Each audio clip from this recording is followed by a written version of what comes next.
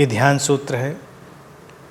Meditation is the freedom from all excitations, अर्थात ध्यान सभी तरह की उत्तेजनाओं से मुक्त हो जाना है।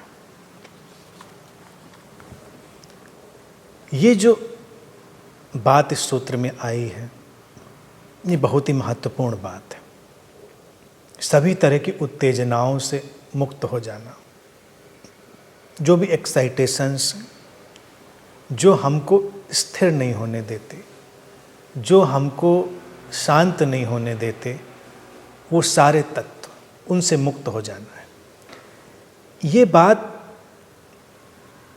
परोक्ष या अपरोक्ष रूप से प्रत्येक धर्म में रही और इसी बात की वजह से धर्मों ने कई तरह के खान पान के प्रतिबंध विकसित कर लिए, क्योंकि अगर इसको सूक्ष्म रूप से नहीं समझेंगे तो इसको बाहरी तौर से लोग ज़्यादा महत्व देने लगते हैं। इसीलिए जब साधना में कोई जाता है तो उसके लिए खान पान का एक अलग किस्म का सारा वातावरण बनता है।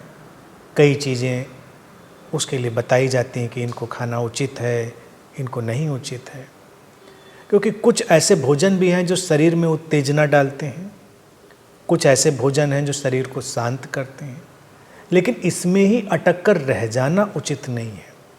पहले तो जो साधक है उसको ये जानना जरूरी है कि कौन सा भोजन उसको उत्तेजित करता है।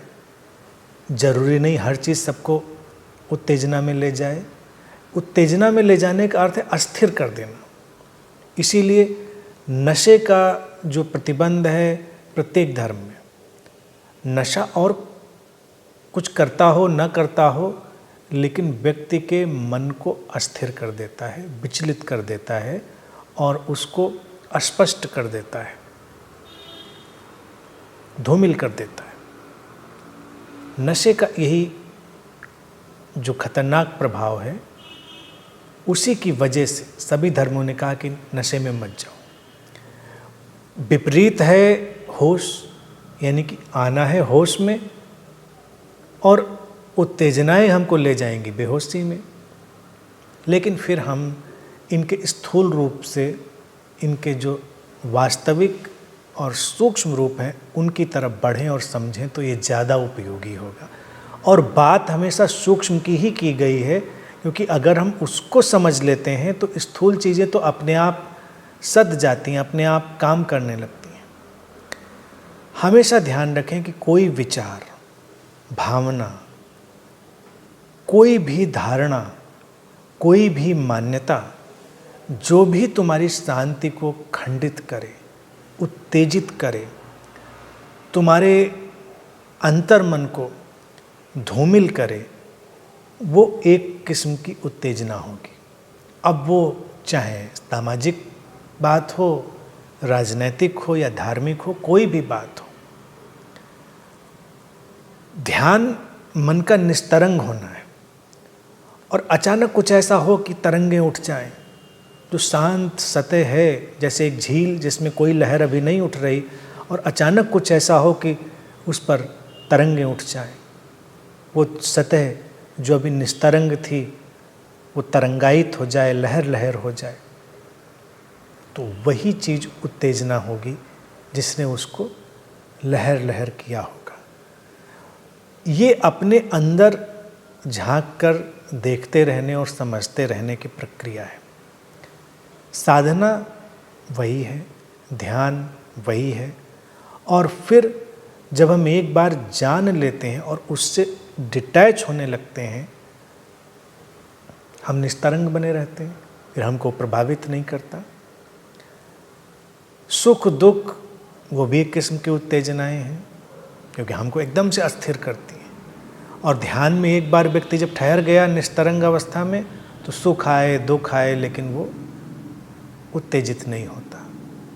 इसीलिए सूत्र कहता है सारी उत्तेजनाओं से मुक्त हो जाना है, लेकिन मुक्त होंगे तब जब उनको समझेंगे कि वो हमको विचलित करती हैं।